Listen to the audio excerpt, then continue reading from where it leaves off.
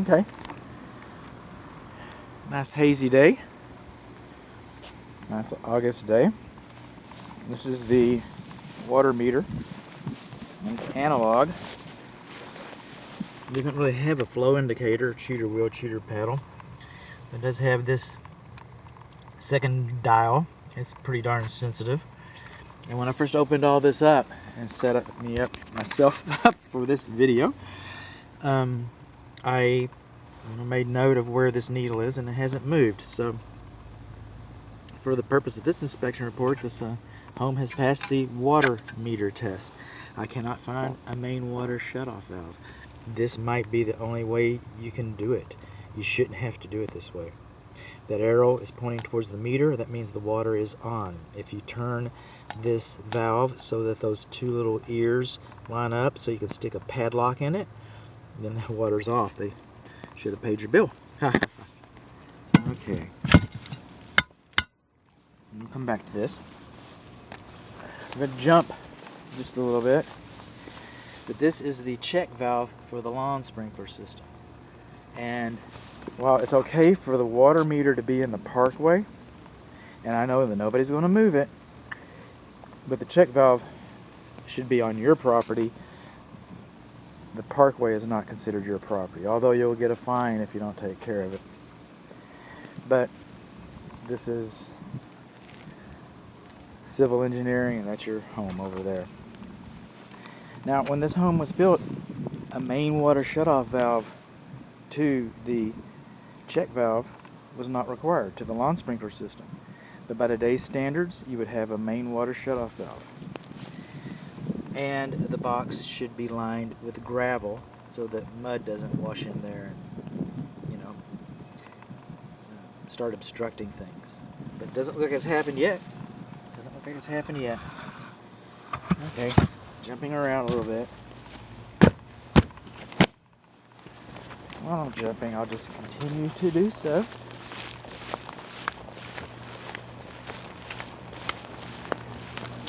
Over here I noticed on the ground is the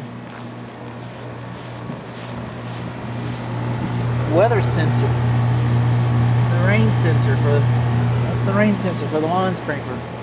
It came from up there, probably when they replaced the roof. And it's not going to do anybody any good over there like that. It's just not. These are some cleanouts to the parent bathroom. Lawn sprinkler heads should not be closer to the wall than 6 inches. Should not be closer to the wall than 6 inches. We're back at the front of the house. This is the front portico, porch, stoop, door. We're on the east side of it. These are the main sewer cleanouts for the house. One goes towards the street and one goes towards the house. So if you put an auger in there, a snake, a rotor-rooter, call it what you will. If you've got a problem in the house, you go in here, takes it all the way out. In the yard, put it in there, takes it all the way out, and you never have a dead spot. You never have a dead spot. You can go either direction. So, good to know. I cannot find a main water shutoff valve. Again, there, that's the Bonnie cart. She always makes a cameo. There's the meter. This is the first exterior bib faucet. And yes, I looked under the rock. Maybe there's one hidden in the mulch here somewhere. Could be. Maybe not. What I'm looking for is between 40 and 60 psi. I understand that less than 40 is now acceptable, but I still think most people want a reasonable amount of water pressure, but you can't have too much. So that we're looking for between 40 and 60. We are just like right at 39. 39. I'm gonna come back and take a still image of that. Sometimes it creeps up after a few minutes. So that's what we're gonna do. So what did we learn? We learned that we passed the meter test. We learned that the meter's in the Parkway. We learned that the lawn sprinkler system is also, backflow device is also in the Parkway. We learned that the floor should have been covered with gravel. We learned